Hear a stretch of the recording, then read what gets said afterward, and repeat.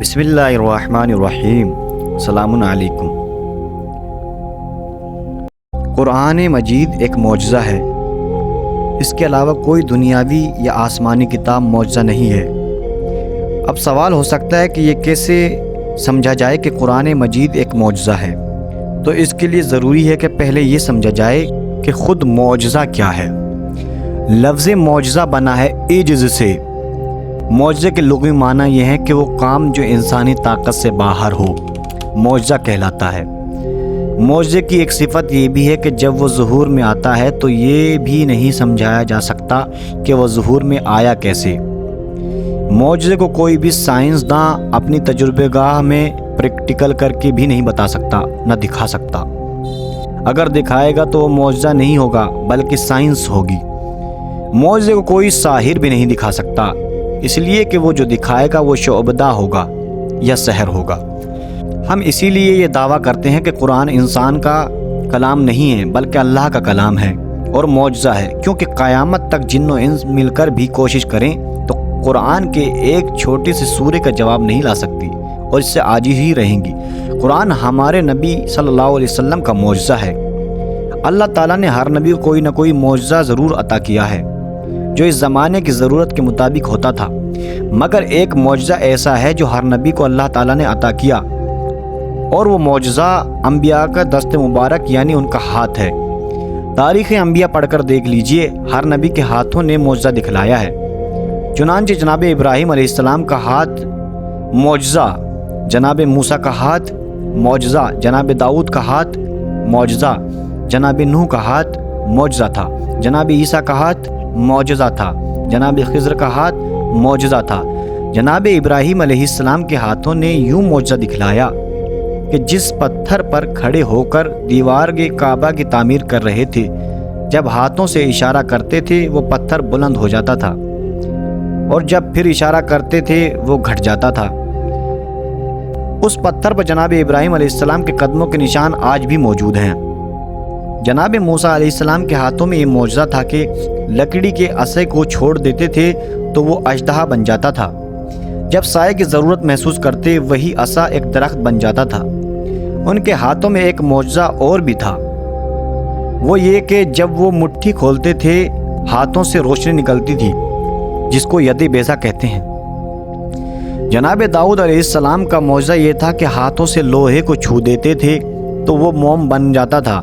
جناب نوح علیہ السلام کے ہاتھ نے اپنا معجزہ یوں دکھلایا کہ جب نوح کشتی پر اپنا ہاتھ رکھتے تھے تو وہ چلنے لگتی تھی، اور پھر جب دوبارہ ہاتھ رکھتے تھے تو وہ رک جاتی تھی۔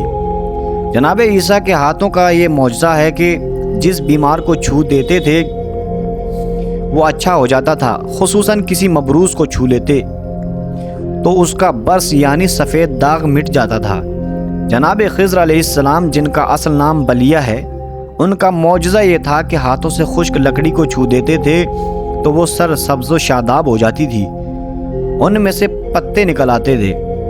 اسی صورت سے ہمارے آخری نبی صلی اللہ علیہ وسلم کا دست مبارک بھی ایک معجزہ تھا، مگر وہ تمام انبیاء سے معجزاتی صفات ہیں افضل تھا۔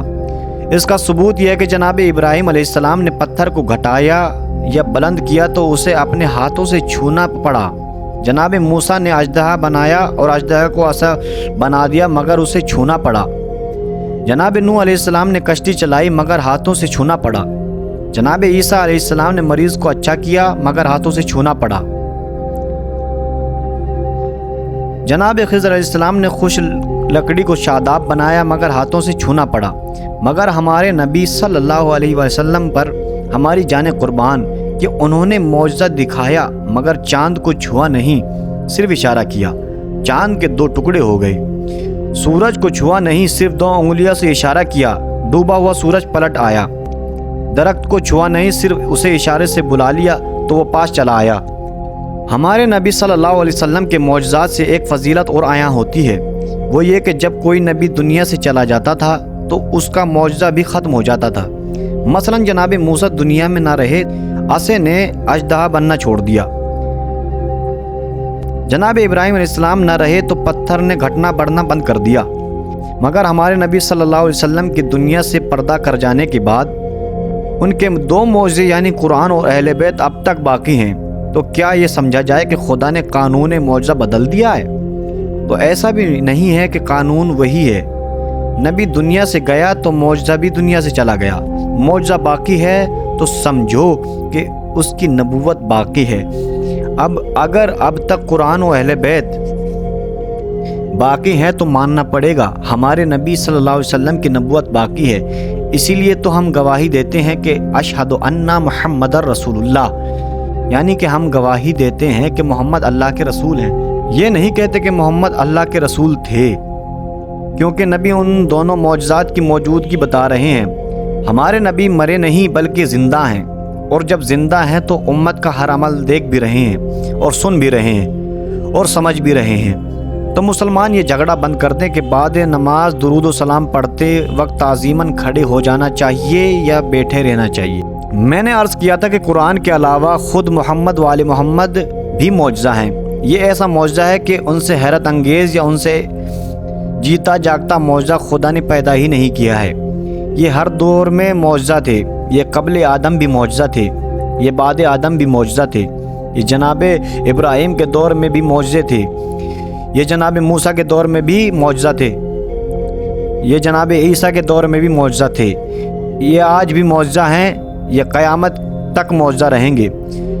اگر یہ معجزہ نہ ہوتے تو ان کا نام لے کر دعا کرنے سے آدم کی دعا قبول نہ ہوتی، یہ معجزہ نہ ہوتے تو نوح علیہ السلام کی کشتی پار نہ لگتی، یہ معجزہ نہ ہوتے تو جناب ابراہیم علیہ السلام پر آگ گلزار نہ ہوتی، یہ معجزہ نہ ہوتے تو جناب موسیٰ علیہ السلام کو فرعون سے نجات نہ ملتی، یہ معجزہ نہ ہوتے جناب عیسیٰ علیہ السلام چوتھے آسمان پر زندہ نہ ہوتے، یہ معجزہ نہ ہوتے تو اب تک امام زمانہ پردہ غیب میں زندہ اور موجود نہ ہوتے۔ محمد و آل محمد صلی اللہ علیہ وسلم ہر جہت سے معجزہ ہیں، اور ان کی خلقت معجزہ ہے، ان کا جسم معجزہ ہے، ان کا پسینہ معجزہ ہے، ان کا لعاب دہن معجزہ ہے، ان کا کلام معجزہ ہے، ان کا وجود معجزہ ہے، یہاں تک کہ ان کا نام بھی ایک معجزہ ہے۔ نام علی علیہ السلام بھی ایک معجزہ ہے، نام فاطمہ بھی ایک معجزہ ہے، نام حسن اور حسین علیہ السلام ایک معجزہ ہیں۔ کیسے معجزہ ہیں تو سنو، اس کو مختصراً عرض کر رہا ہوں کہ پہلا معجزہ تو یہی ہے کہ تاریخ عرب و عجم میں یہ نام پہلی بار رکھے گئے ہیں۔ عربی زبان و لغت میں یہ نام موجود ہوتے ہوئے بھی کسی نے اپنے بچوں کے نام محمد علی اور فاطمہ حسن حسین علیہ السلام نہیں رکھا۔ گویا نام موجود تھے مگر غیب میں تھے۔ لفظ بدل کر کہہ دوں کہ یہ نام موجود ہوتے ہوئے بھی بالکل اسی طرح دنیا کو نظر نہ آئے جیسے امام زمانہ موجود ہوتے ہوئے بھی دشمنوں کو نظر نہیں آ رہے ہیں۔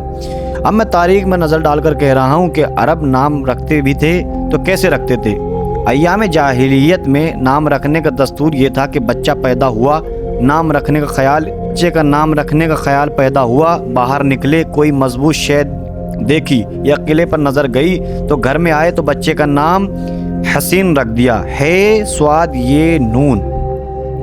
پیدا ہوا، باہر نکلے، بلی نظر آئی، بچے کا نام ہریرہ یعنی بلی رکھ دیا۔